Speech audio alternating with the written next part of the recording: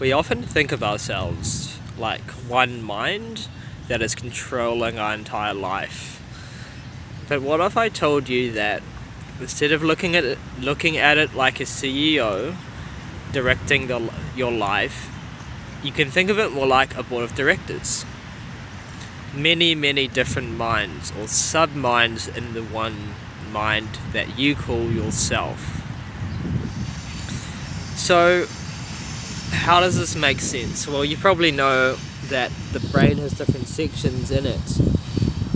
And the brain, the different sections have different desires, they have different wants, they have different belief systems and things like that.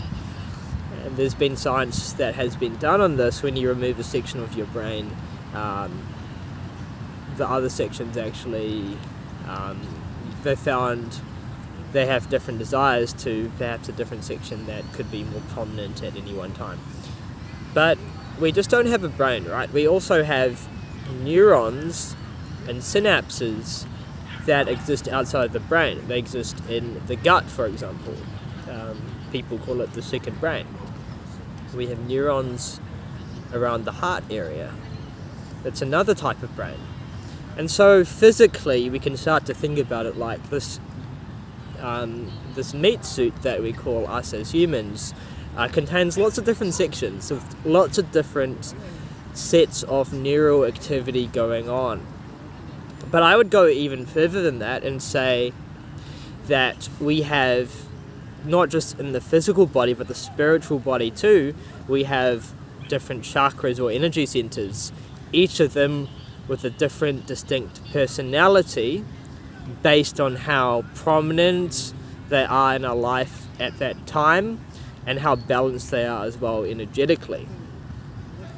So now that you kind of have an understanding of this model that I think about things through, you can start to see that we just don't have this one ruling mind, but we have lots of different fragmented minds.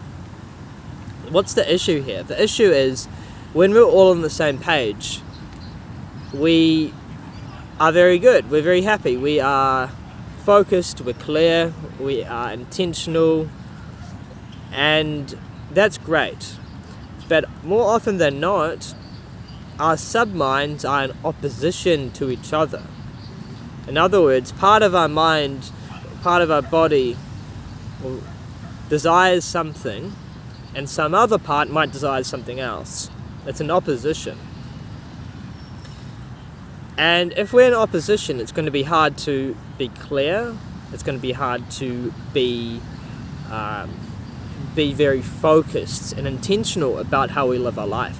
So the point of this video today is to ask yourself and to question, where am I fragmented and where am I in opposition to other desires that I might have? Because when you can start to see things as you not just being this one person, but you being all these different minds, you can start to realize that you need to ensure that your minds are on the same page. Because it's going to be hard to be effective if parts of your minds are desiring different things. Now, these fragmented aspects of ourselves with their own separate egos and even personalities, they may become more prominent in our lives at certain times, and they also carry all the wounding that we have. So if we have a lot of wounds around perhaps self-esteem, that affects that gut area, which manifests in gut issues. It also relates to that solar plexus chakra region. And so we are going to start to behave in different ways based on that ego. Now, we might not be able to open up our heart and love other people, love the universe, love things that we have, when we are so stuck in a survival center, thinking about yourself. And so what I wanted to say today really is think about where you are in opposition to these other aspects of you, to ask yourself, can I get the board of directors on the same page? Can I get all the directors in the room that are orchestrating my life? Can I get them on the same page? And once you get them on the same page, or at least more of the same page, and you understand the other board of directors needs, the other chakras or energy centers needs, you can start to manage yourself in a way that's not hurting any of the aspects of you. And when you aren't hurting or opposition to yourself, the parts that are not as pleasant, maybe they are a bit wounded, they will start to heal because you've given them space. You've provided a container and a safe space to open up and be more honest about their needs.